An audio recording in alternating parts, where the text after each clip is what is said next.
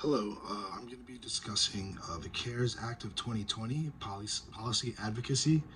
As I discussed in my previous paper, the largest policy gap regarding the CARES Act was the lack of access to healthcare for uninsured Americans regarding COVID related illnesses and treatment, combined with no long term plan to address lingering illnesses due to COVID.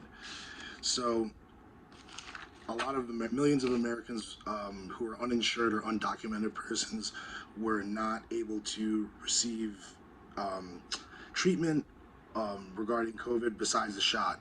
Beyond that, even people who were, there was no funding or incorporation to the long-term effects. Um, there's just a little background. So the short, medium, and long-term goals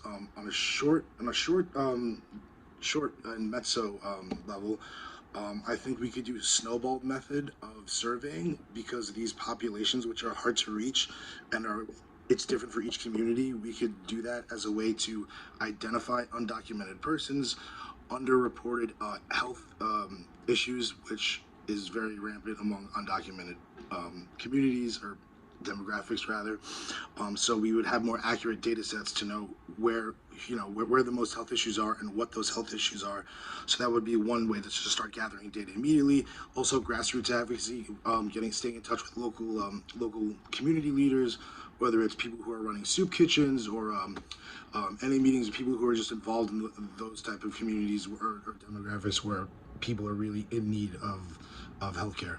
Um, the medium the medium term and mezzo and debatably macro level would be getting national statistics on uninsured and documented persons, and also national statistics on the long-term effects of COVID, because we don't really know much about it yet, and we would have to, in order to address it, we would have to find out more on a national scale. So a little bit more data gathering, but also you could probably do a lot of mobilization and awareness after the short-term and mezzo goals, because you can use that information you've already gathered.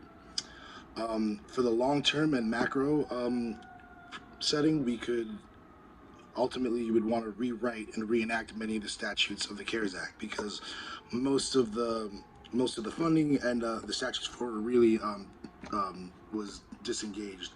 So not only would we have to revamp it, but we'd also have to change it. So we'd have to bring a lot of it back and then revamp it so it can affect the long term. Well, it can address the long term effects of COVID, and identify the uninsured and undocumented persons who are in America and not receiving the health care that they need. Also, I think that it's important to note the way that the CARES Act was implemented. So it was federal funding, and then it was implemented by the states.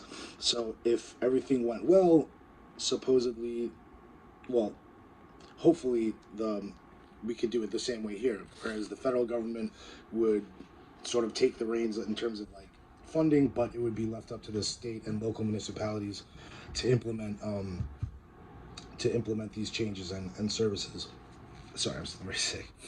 Um, let's see. Knowing the playing field, who's a friend, a potential supporter, or an adversary. So you want to know who's in the game when you're in terms of political advocacy. So the constituents for amending the CARES Act.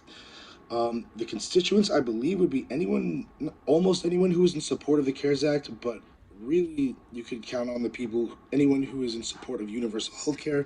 So probably mostly Democrats or people who are more liberal when it comes to social welfare and those type of social healthcare policies.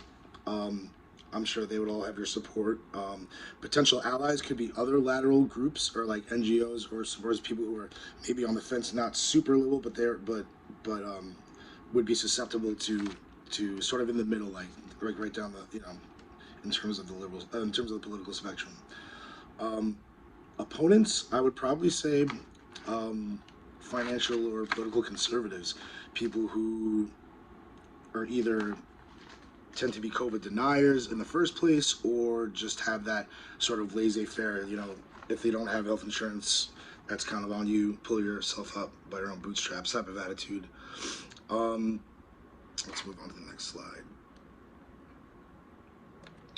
Who are your targets? So the primary targets would obviously be like local and state political officials, at least at first, and then eventually the larger ones.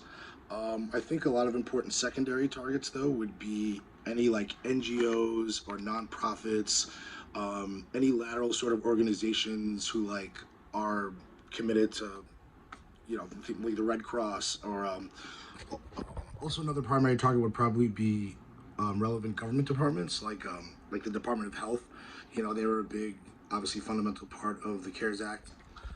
Um, and the secondary targets could be like any celebrities or organization or persons who have social or political sway, whether it's a musician, an artist, any, you know, anyone who can bring awareness to the issue. Tactics. So, primary tactics, I would probably start with grassroots. Social media is always good, although you don't want to rely on it too much. And also, I was thinking commercials, like the COVID commercials, radio, on the TV, or all the time. You even still see some of them now. So why can't we use some of that funding to spread awareness about long-term effects? You know, I think that would be a really good tactic. Some secondary stuff. I don't know. I feel like it's all important, but awareness of data, like I said, those alarming statistics, I think would really change a lot of people's minds. Um, you know, rallying, protest, advocating on a local level, and to state officials. Yeah, it's obviously a really big, wide scope problem. So I would like to see federal involvement, and I would like to see a lot of local and state implementation.